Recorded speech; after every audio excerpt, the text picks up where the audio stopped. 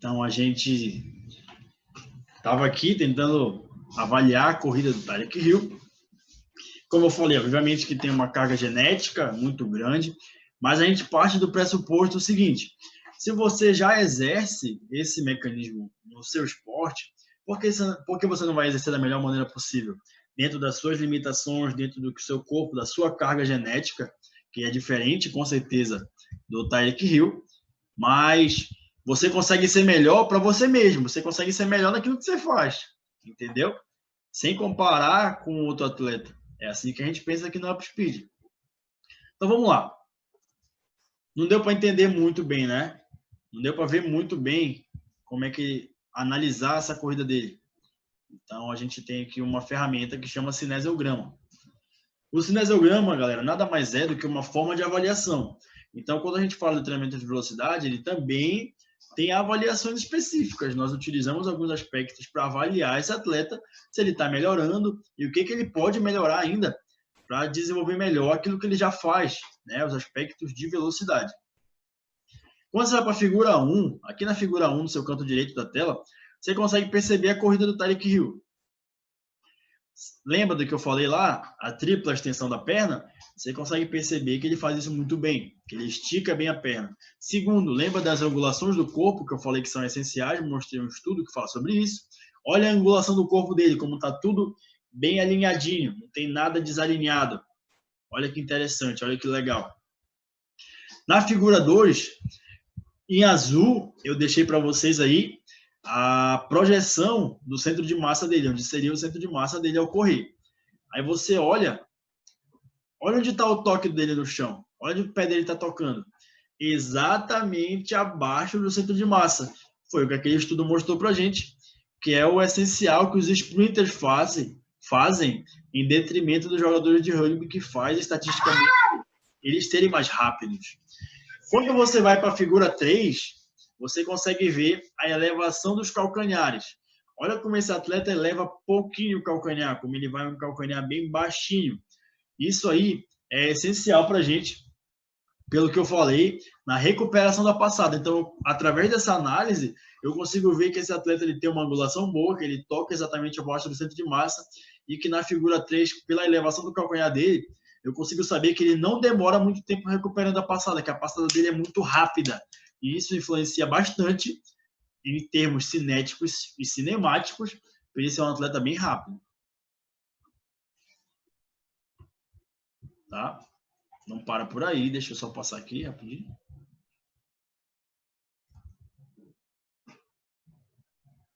Deu uma travada aqui. Agora. Esse aqui é meu atleta, tá? Atleta aqui de Belém do Pará, só um minutinho. Atleta aqui de Belém do Pará. Ele joga na Lusa, né? Na Portuguesa FA, lá de São Paulo. E ele treina aqui comigo, em Belém, quando ele está em Belém. E olha o que ele me apresentou no primeiro dia de treino. Primeiro dia de treino, na off-season, né? Quando a gente tem mais tempo para trabalhar a velocidade. E ele me apresentou essas angulações. Dá uma reparada aí, façam a análise de vocês.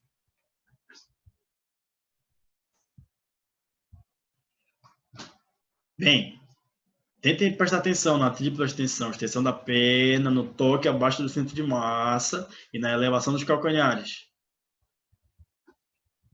Interessante. Se não deu para perceber, aqui eu mostro para você melhor. Quando a gente vai para a figura 1, dá uma olhada nas angulações dele na figura 1. Olha como são angulações totalmente exacerbadas. Percebe que o joelho está flexionado, não há uma tripla extensão. Percebe que o alinhamento do corpo está totalmente desordenado. Tá? Quando a gente vai para a figura 2, você tem a elevação dos calcanhares. Então, você acaba por perceber, né, que esse atleta ele eleva demais os calcanhares ao correr. Isso faz ele perder muito tempo durante a passada de corrida. Quando a gente vai para a figura 3, nós conseguimos perceber o toque do centro de massa dele. Olha como o toque abaixo do centro de massa dele é bem atrás. Quando esse toque é bem atrás, ele é menos prejudicial. Por quê? porque você ainda consegue manter boas angulações horizontais ao correr, quando ele é atrás do centro de massa. Quando ele é à frente, aí é tudo de ruim que possa existir. Aí você só vai perder tempo, tá? Então, por que atrás ainda é ruim? Lembra que eu expliquei lá no começo da nossa apresentação sobre a amplitude da passada? A amplitude da passada são os 2 pontos em que você toca no chão. Se você toca muito atrás do centro de massa, isso quer dizer que a tua amplitude vai ser menor, né? Centímetros menor, e isso acaba por influenciar também para a gente. Então, o ideal seria que esse toque fosse exatamente abaixo do centro de massa.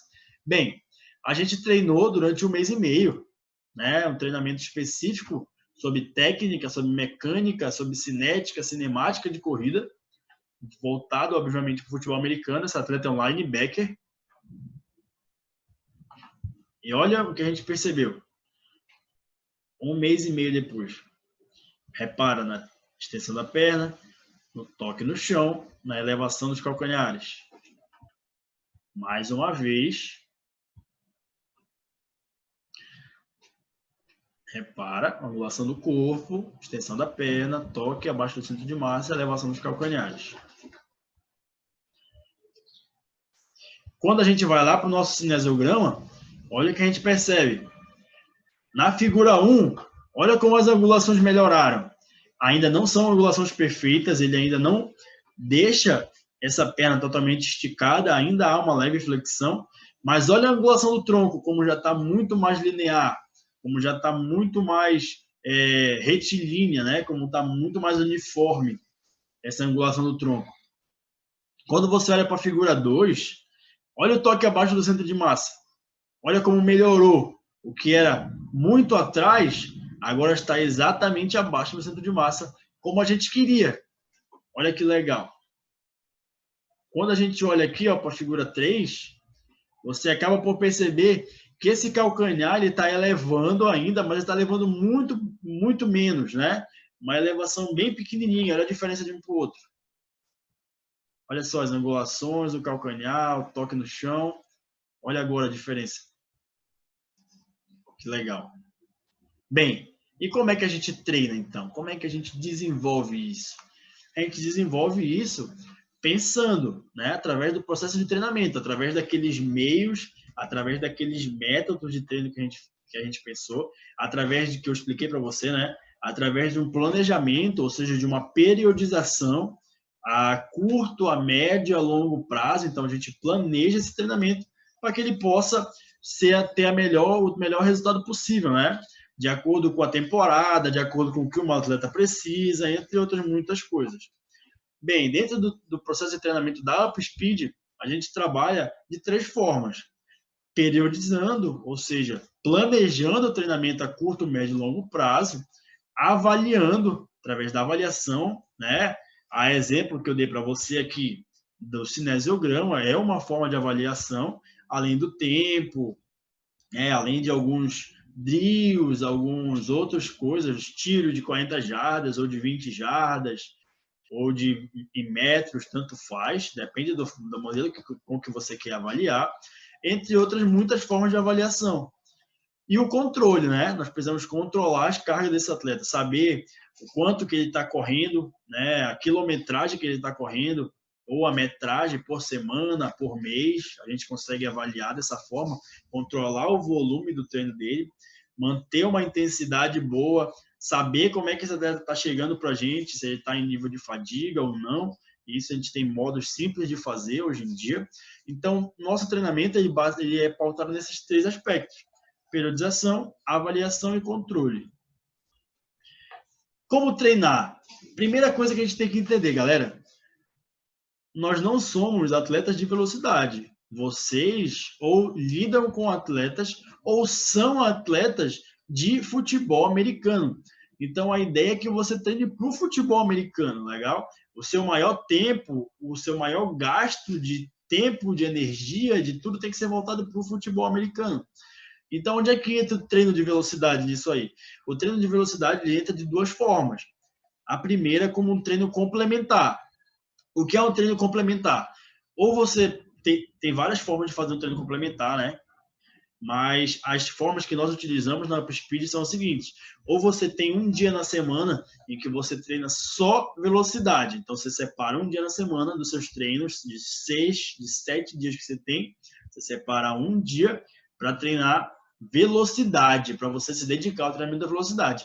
Isso é de forma complementar, porque todos os outros dias você vai estar treinando força, drill, estudando o jogo, entre outras coisas. E tem o treinamento integral. Qual é o treinamento integral? Em que você treina especificamente para velocidade. Dentro do treinamento complementar, a gente também pode estar utilizando durante o aquecimento. Então, geralmente, você pode ter 2, 3 vezes na semana que você vai treinar drill, vai para um campo, vai treinar como é que o seu esporte em si. Dentro do teu aquecimento, você pode estar fazendo os aspectos de velocidade, pode estar fazendo exercícios educativos, pode estar fazendo tiros de corrida máximos, né? Analisando esse tiro de corrida, tendo um estímulo de velocidade. Então, isso aí são formas da gente fazer o treinamento complementar, né? Esse treinamento integral, ele é basicamente feito na pré-temporada. É onde a gente tem mais tempo. Então, esse atleta está voltando para iniciar uma nova temporada. Nesse tempo, a gente consegue fazer um treinamento mais voltado para a velocidade. A gente consegue exercer muito mais fácil. A gente consegue ter mais tempo para fazer educativo, conseguir fazer um volume maior de corrida, né? Olhar muito mais aquele atleta, a gente tem mais tempo. Então, o ideal para um treinamento integral, para um treinamento específico, puro de velocidade, o ideal é que ele seja feito durante a pré-temporada. Bem, como eu posso treinar na quarentena? A gente sabe que o isolamento social está sendo bem severo em alguns lugares. Aqui em Belém do Pará já passou a pior parte, graças a Deus, mas ainda está bem difícil. Então, existem algumas formas que a gente pode estar utilizando, formas básicas, em que você pode estar mantendo a velocidade que você já tem. Por quê?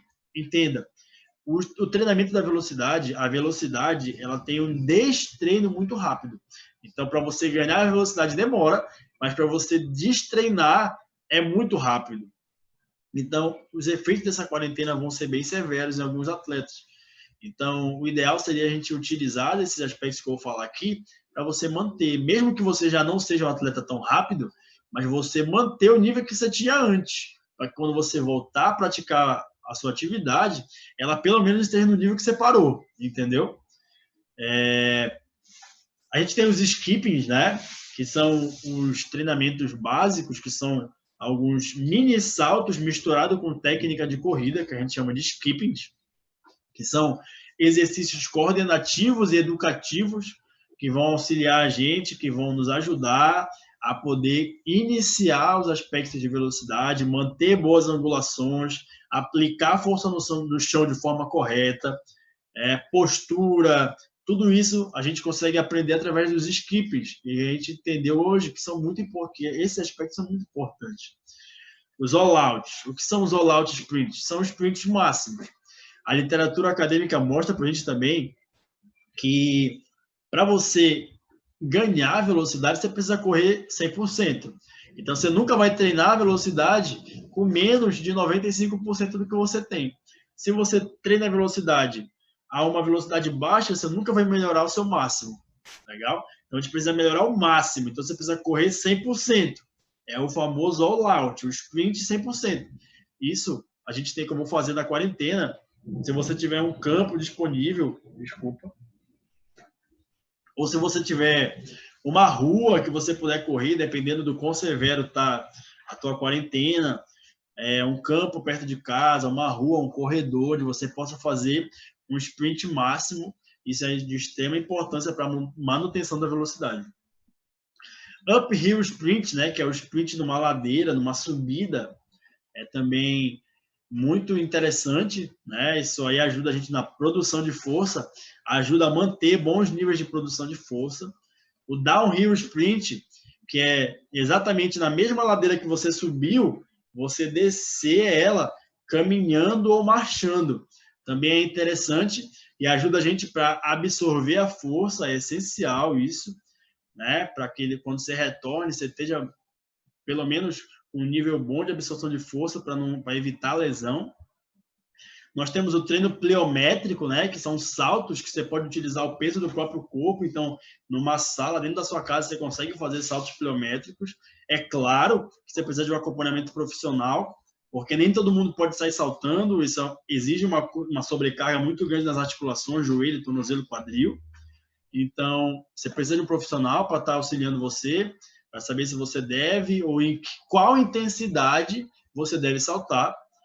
Mas é um treinamento extremamente efetivo, extremamente efetivo. E por último, nós temos aí os perfis força-velocidade, né? Especificamente a zona ótima de potência, a Optimum Power Load, que é a OPL.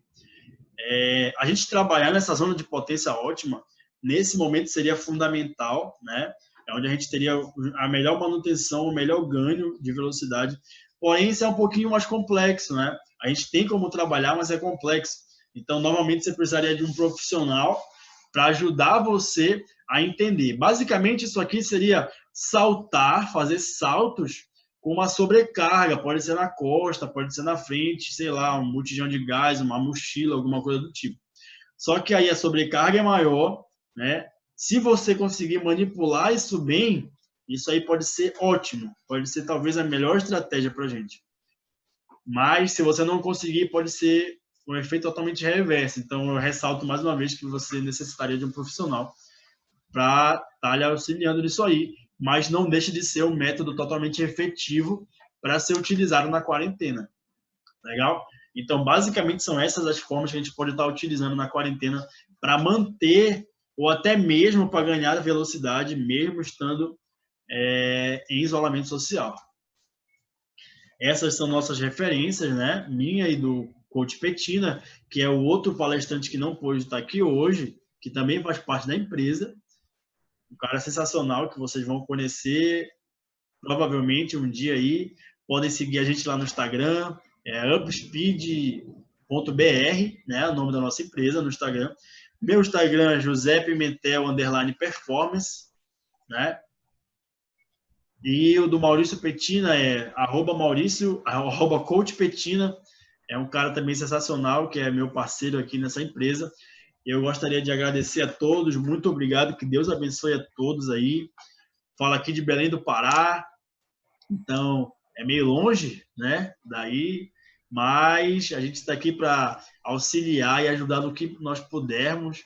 Então segue a gente lá no Instagram, @upspeed.br, e sejam bem-vindos aí à nova fase de treinamento da velocidade no Brasil.